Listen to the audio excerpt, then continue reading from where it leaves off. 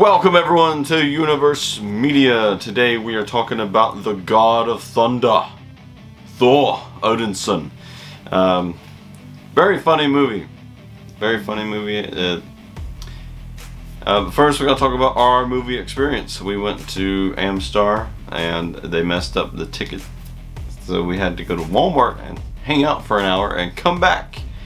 And so it was 10 o'clock and at night. And we had to look right there. And we got really crappy seats, trash can right behind us, and it stunk. So that's all he's been saying in the movie theater. After the movie, I got up and said, that stunk. It wasn't the movie, it was the trash can. And I liked how the movie, it was Thor's hammers got jealous. Yeah, Thor's hammers were jealous. More specifically, Stormbreaker. I don't think Mjolnir did too much. It was like, but the thing is, Thor told Mjolnir. Yeah, that. Moo. He told that one to protect Jane, so I guess that's what it was doing. Yeah, so and Stormbreaker. Thor seemed really off in this movie. He didn't seem like this cool guy. He just seemed, really anxious, a lot of anxiety, and Well, I guess because. He lost his brother Loki. Yeah, he's lost a lot. He's afraid to get close to people. Had a weird relationship with the Guardians of the Galaxy, which they left. They left. They did not stay in it. They just kicked him out, and he didn't really seem too hurt about that. Because he wanted to help his friend out, and Star-Lord was like, "No, you." Then we got the origins of the villain, Gore. His daughter died in this really deserted place, deserted planet. Wouldn't help him. The god really didn't care for him. He's hey, just this silly little guy. And then the Necro Sword was there. The god killed the guy that was going to kill him, and then Gore just straight up slices his head off and becomes the God Butcherer. And also the goats are funny. The goats are funny. We'll get there. We'll get to the goats. Korg was funny. A little bit too much sometimes.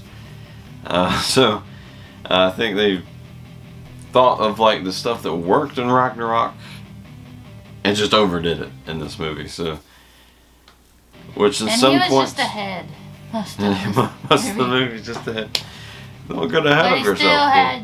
He still had jokes. Still had some jokes. Still was funny. Had that moment with Meek. I wish we had more Meek moments. That was pretty funny as well. A sad moment was Jane was dying. We learned that Jane was dying of cancer. She finds a book on Norse mythology. And she thinks maybe Mjolnir could do something. Oh, and the new Asgard, it's Disneyland. Yeah, it's pretty much Disneyland. You get to ride on this boat like it's just... So Asgard has lost its culture pretty much, and it's just sold itself. And Valkyrie is the president. Valkyrie's pretty much running it to the ground. But hey, it's fun. So, then we go to New Asgard. Thor's trying to protect it from Gore. And then that's where he finds that Jane is now Thor because she went there and the hammer reacted and morphed back into Mjolnir. Because as you know, Hela destroyed it. And so pretty much the hammer could fix itself all along. It just didn't want to. It was like, I'm done. Oh, here's a girl. I'm back. But you see, Thor didn't know he put a spell like, his dad did about nobody can pick it unless they're worthy. Yeah.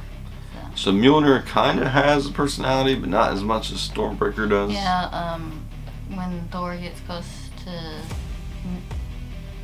Stormbreaker or Mjolnir? Yeah. Stormbreaker comes and he's like, I'm talking! It has no face, but you can tell what it is supposed to look like. Then Gore doesn't kill Thor or anything. He just takes the kids. And because he wants Stormbreaker. we have the effects when that one kid was trying to communicate. The effects look kind of bad, but maybe they were going for that because the kid was still trying to learn how to do that. Because he's Heimdall. Yeah, Heimdall. Heimdall. I legit forgot Heimdall's name for a second. That's how it is. Like, I get on the spot, I forget everything. But then they travel to the land of the gods to get some help. To get help to build an army. And Zeus was like, no. And it pretty much proves Gore's point that the gods do not care. Their lives were in danger, and they just did not care. They had so much power there. They all could have went and curb stomped Gore. And they was being mean to Thor. Literally threw Thor's clothes off and humiliated him. And then made Korg into just a face. Yeah. He thought he was dead, but he's Everybody thought he was dead. And It was like, no. He's like, no, I'm still alive. It's One just guy in my the face." theater's like, no, not Korg. And Korg, apparently, the only way to kill him is destroy his mouth, because that's something Korg is. He's all mouth. He talks so much. But and he tells you the story about Thor. And they still Zeus's lightning bolt after Thor throws it at him, and looks like he kills him, but comes back in the end credits. And then they're on their way to fight Gore. Turns out Gore Just wanted Stormbreaker. just wanted Stormbreaker. Had this really insane fight sequence with like the darkness, because Gore is pretty much dark and gray and lifeless. It's pretty much soulless. And Valkyrie got stabbed. Valkyrie gets stabbed, and then as they retreat to get Valkyrie some help, Gore steals Stormbreaker, so he's on his way to eternity to wish that the gods did not exist, kill all of the gods. And Thor learned that Jane should not have the hammer because it's making her even more sick. Yeah. And so he tries to tell her to stay there when he goes back to fight Gore. But the hammer comes and looks at her. Hammer's like, we need to go. So Thor goes to fight Gore. And gives all the kids his Gives power. all the kids the power, and the best kid was the kid with the teddy bear. I think that was the funniest thing, because you got this little kid fighting monsters with the teddy bear. You know, the lightning had the teddy bear had lightning. You know how many kids, when they're scared of the dark, Have they have lasers. a teddy bear that helps them. That one really will help you. It had lasers coming out of his eyes. Imagine getting killed by a teddy bear. Then Jane shows up, and they eventually destroy the sword in a very cool way. I like that, how they morphed it into the hammer and smashed.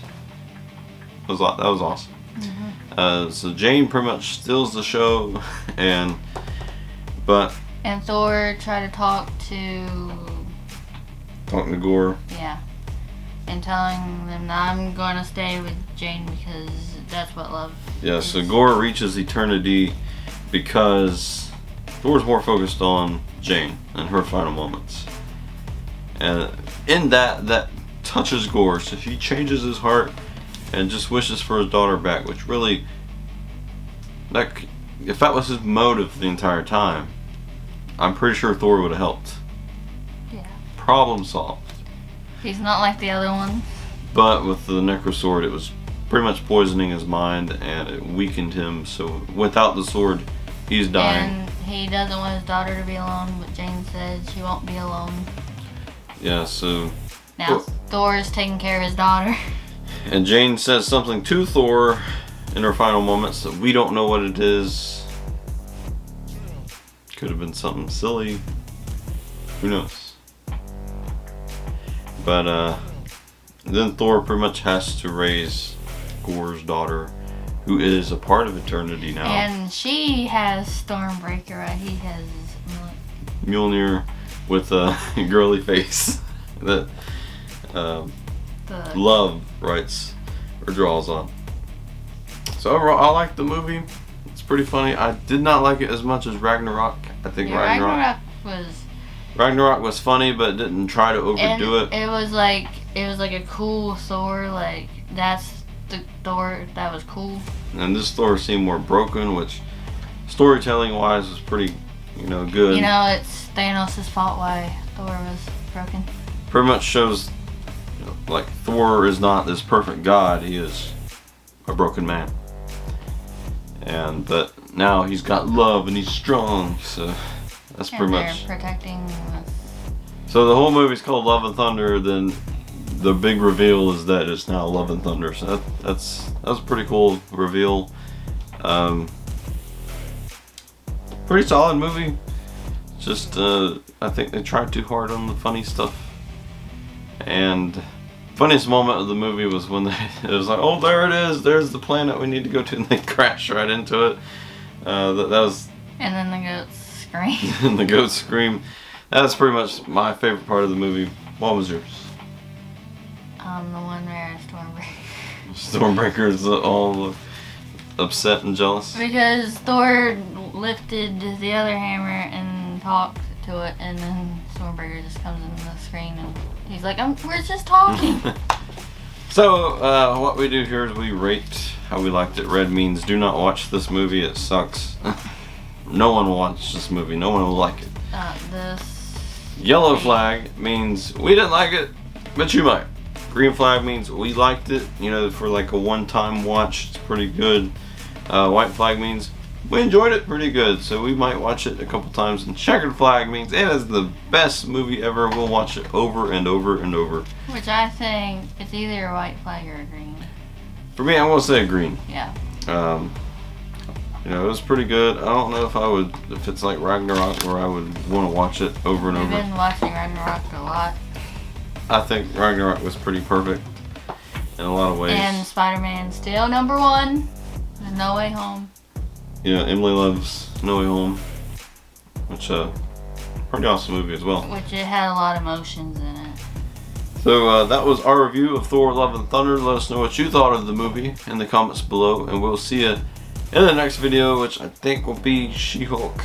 I'm not sure when exactly that comes out. Yeah, I think it's in August when it comes out. Yeah. I would have to look. And then the next big movie is Black Panther: Wakanda Forever. So I think that's it, because yeah, Marvel hasn't told us. Hope you enjoyed this review, and we will see you next time on Universe Media.